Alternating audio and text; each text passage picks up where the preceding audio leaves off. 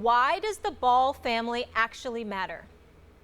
Because of LaVar Ball. I mean, at first it's because Lonzo was going to be a high draft pick, but pretty quickly it became LaVar Ball. Because we as people who live among other people, we have social norms, customs that we follow. We have to learn to constantly kind of suppress what it is that we really want, right? You hear about in psychology about the id. That's the part of your brain that just wants.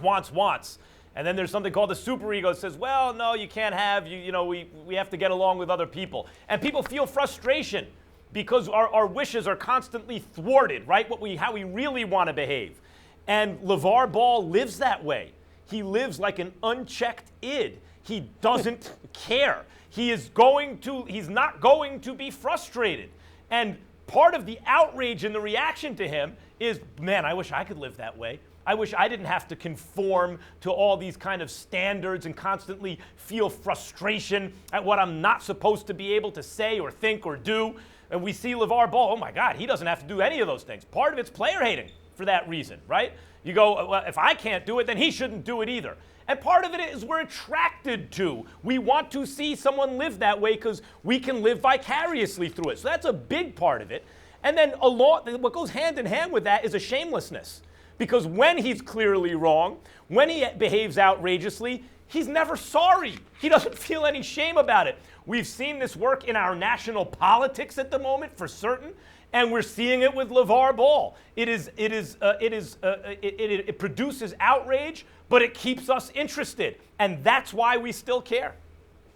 Well, the whole thing about it, we may still care, but in the actuality of it all, especially being a father, Max, you would understand this as well. I mean, when you have your kid and is being very successful in anything that they set out to do, the first thing you want to do as a father is you want to step back because you're the blanket for your kids, and you want to make sure that they're secure at all times. But you're not there to embarrass anything that your kid is trying to accomplish. One, we try to make it a big story because it's some idiotic statements. It's ridiculous. The timing of it all is one that people want to question, including myself, just like, why are you doing this? And allow your kid to be able to mature and grow up and be an adult himself. Yeah, you're there to be the fallback guy and make sure that you're there at all times and be so very supportive in everything that your kid decides to do. But as a parent, you want to make sure that you're the quiet guy kind of hiding. I mean, think about it.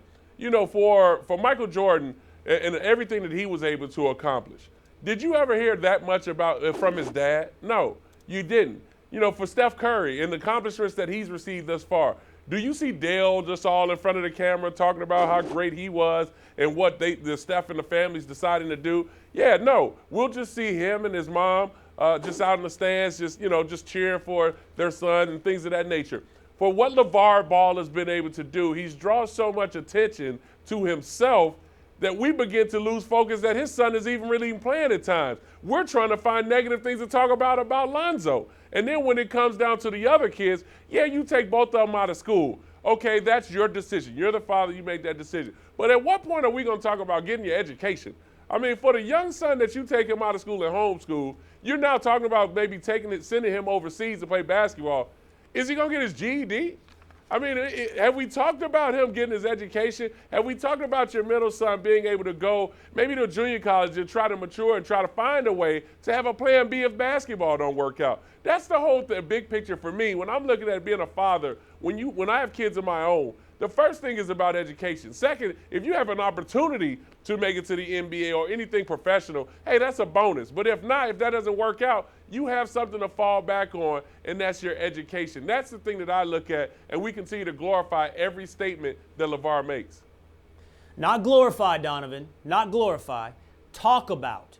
What you're talking about, Donovan, and I'm with you, by the way, is why we watch NASCAR to some degree, because there's going to be a big wreck at some point, right? Somebody's going to hit the wall, cars are going to pile up, and we're going to watch the smoke and the fire. It's why we turn our heads on the road and look and rubberneck at the wreck, because there's a high likelihood there's a wreck coming when it comes to this LaVar Ball story.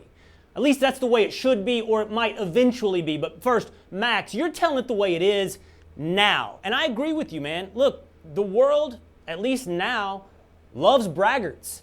It loves delusional, dreamers. It loves big talkers. I mean, look, nobody can deny that's part of what got the president of the United States elected. That he took no bullets. Every time something was fired at him, every time that he supposedly said something wrong, he doubled and tripled down. He talks big. LaVar Ball, look, everyone has to recognize this. We're just telling it like this. LaVar Ball is like Donald Trump's cousin. They're of the same cut of the same cloth when it comes to this stuff. And so, pulling LaMelo and Jello out of school, man, and the truth of the matter is, it's not going to hurt them because this delusional father was going to pull them out anyway after 1 year. He was going to try to make them be all three. He said he was going to make them all three. I disagree with that premise. I don't think it's just talk. Well, are they all three going to be? Okay, let's do it. Let's do this, Max. Just get it on the record right now. Are they all three going to be Lakers? No. Oh, I'm sorry. Let's keep going then. Is he better than No, Michael but what Jordan? I'm saying is when you point out people like braggarts, people like big talkers or big dreamers or whatever, people who double and triple down when they say outrageous things, right? And you mentioned the president at the moment. I mentioned our national politics. It seems to be working, right? But it's not just talk, it's behavior. LaVar Ball's not just talking. Lonzo Ball was the second pick in the draft. He did go to the Lakers. He did pull that team off the floor when he didn't like what the officials were doing. These are things he's done. That's he did school. not sign. But in other words, it's behavior. Part of the president's the outrage to this administration is behavior. What he's doing once in office. In other words, it's not simply the talk. I agree with you. The talk is part of it, but the bigger picture that I'm looking at is, and I think the real attraction are people who will not be frustrated like the rest of us. And that's about not conforming. That's about doing what they want. I actually like that in a basketball, Dad. I don't like it in a president, but that's besides the point. Max, you people are listen to what attracted Will to is it. talking about.